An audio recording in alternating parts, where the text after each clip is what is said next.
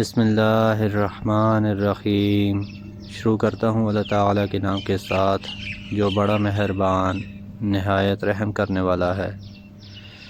ہمارے سامنے ابو الولید نے بیان کیا، انہوں نے کہا ہم سے شعبہ نے بیان کیا، دوسری سند، اور امام بخاری رحمہ اللہ نے کہا کہ ہم سے اسی حدیث کو بشر نے بیان کیا، ان سے محمد نے،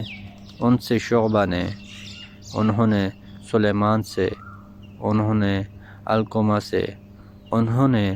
عبداللہ بن مسعود رضی اللہ عنہ سے۔ جب سورۃ الانعام کی یہ آیت اتری، جو لوگ ایمان لائے اور انہوں نے اپنے ایمان میں گناہوں کی آمیزش نہیں کی، تو آپ صلی اللہ علیہ وآلہ وسلم کے اصحاب نے کہا یا رسول اللہ، یہ تو بہت ہی مشکل ہے، ہم میں کون ایسا ہے جس نے گناہ نہیں کیا؟ تب اللہ پاک نے سورۃ لقمان کی یہ آیت اتاری، ان الشرک لظلم عظیم، کہ بے شک شرک بڑا ظلم ہے۔ حضرت ابو ہریرہ رضی اللہ عنہ سے روایت ہے کہ آپ صلی اللہ علیہ وآلہ وسلم نے فرمایا، منافق کی علامتیں 3 ہیں: جب بات کرے جھوٹ بولے، جب وعدہ کرے اس کے خلاف کرے، اور جب اس کو امین بنایا جائے تو خیانت کرے۔ حضرت عبداللہ بن عمر رضی اللہ عنہما روایت کرتے ہیں کہ رسول اللہ صلی اللہ علیہ وآلہ وسلم نے فرمایا کہ 4 عادتیں جس کسی میں ہوں تو وہ خالص منافق ہے، اور جس کسی میں ان 4 میں سے ایک عادت ہو تو وہ بھی نفاق ہے، تو وہ بھی نفاق ہی ہے جب تک اسے نہ چھوڑ دے۔ وہ یہ ہیں: جب اسے امین بنایا جائے تو امانت میں خیانت کرے، اور بات کرتے وقت جھوٹ بولے، اور جب کسی سے عہد کرے تو اسے پورا نہ کرے، اور جب کسی سے لڑے تو گالیوں پر اتر آئے۔ حضرت ابو ہریرہ رضی اللہ عنہ کہتے ہیں کہ رسول اللہ صلی اللہ علیہ وآلہ وسلم نے فرمایا کہ جو شخص اللہ کی راہ میں جہاد کے لیے نکلا، اللہ اس کا ضامن ہو گیا۔ اللہ تعالیٰ فرماتا ہے، اس کو میری ذات پر یقین اور میرے پیغمبروں کی تصدیق نے اس سرفروشی کے لیے گھر سے نکالا ہے۔ میں اس بات کا ضامن ہوں کہ یا تو اس کو واپس کر دوں ثواب اور مال غنیمت کے ساتھ، یا شہید ہونے کے بعد جنت میں داخل کر دوں۔ رسول اللہ صلی اللہ علیہ وآلہ وسلم نے فرمایا،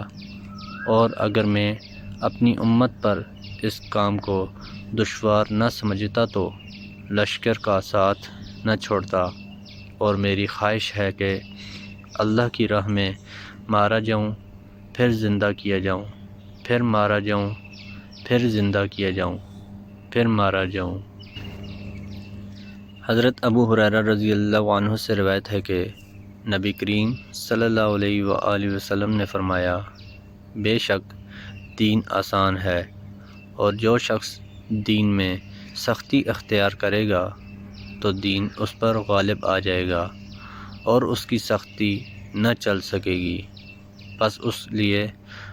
اس لیے اپنے عمل میں پختگی اختیار کرو، اور جہاں تک ممکن ہو میانہ روی برتو، اور خوش ہو جاؤ کہ اس طرز عمل سے تم کو دارین کے فوائد حاصل ہوں گے، اور صبح اور دوپہر اور شام اور کسی قدر رات میں عبادت سے مدد حاصل کرو، یعنی نماز 5 وقتہ بھی مراد ہو سکتی ہے کہ پابندی سے ادا کرو۔ برا بن عازب رضی اللہ عنہ نے خبر دی کہ رسول اللہ صلی اللہ علیہ وآلہ وسلم جب مدینہ تشریف لائے تو پہلے اپنی نانہال میں اترے جو انصار تھے، اور وہاں آپ صلی اللہ علیہ وآلہ وسلم نے 16 یا 17 ماہ بیت المقدس کی طرف منہ کر کے نماز پڑھی، اور آپ صلی اللہ علیہ وآلہ وسلم کی خواہش تھی کہ آپ کا قبلہ بیت اللہ کی طرف ہو۔ جب بیت اللہ کی طرف نماز پڑھنے کا حکم ہو گیا تو سب سے پہلی نماز جو آپ صلی اللہ علیہ وآلہ وسلم نے بیت اللہ کی طرف پڑھی عصر کی نماز تھی۔ وہاں آپ صلی اللہ علیہ وآلہ وسلم کے ساتھ لوگوں نے بھی نماز پڑھی۔ پھر آپ کے ساتھ نماز پڑھنے والوں میں سے ایک آدمی نکلا اور اس کا مسجد بنی حارثہ کی طرف گزر ہوا تو وہ لوگ رکوع میں تھے۔ وہ بولا کہ میں اللہ کی گواہی دیتا ہوں کہ میں نے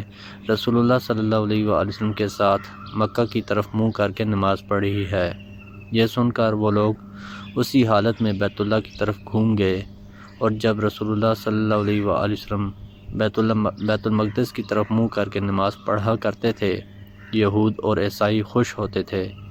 مگر جب آپ صلی اللہ علیہ وآلہ وسلم نے بیت اللہ کی طرف منہ پھیر لیا تو انہیں یہ امر ناگوار ہوا۔ زہیر ایک راوی کہتے ہیں کہ ہم سے ابو اسحاق نے برا سے یہ حدیث بھی نقل کی ہے کہ قبلہ کی تبدیلی سے پہلے کچھ مسلمان انتقال کر چکے تھے، تو ہمیں یہ معلوم نہ ہو سکا کہ ان کی نمازوں کے بارے میں کیا کہیں۔ تب اللہ نے یہ آیت نازل کی، وَمَا كَانَ اللَّهُ لِيُضِيعَ إِيمَانَكُمْ۔ حضرت عبداللہ بن عمر رضی اللہ عنہما کہتے ہیں کہ رسول اللہ صلی اللہ علیہ وآلہ وسلم نے مزابنہ سے منع فرمایا۔ مزابنہ یہ ہے کہ آدمی اپنے باغ کی کھجور کو جو درختوں پر ہو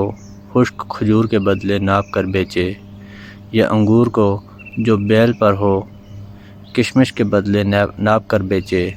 اور اگر کھیتی ہو تو کھیت میں کھڑی فصل سوکھے ہوئے اناج کے بدلے ناپ کر بیچے۔ آپ صلی اللہ علیہ وآلہ وسلم نے ان سب سے منع کیا ہے۔ محترم دوستو، اللہ تعالیٰ سے دعا ہے اللہ تعالیٰ ہمیں ان حدیث پر عمل کرنے کی توفیق عطا فرمائے، اللہ تعالیٰ ہمیں دونوں جہانوں میں کامیابیاں عطا فرمائیں، آمین یا رب العالمین۔ ویڈیو کو ثواب کی نیت سے زیادہ شیئر کریں۔ جزاکم اللہ خیرا کثیرا، والسلام علیکم ورحمۃ اللہ وبرکاتہ۔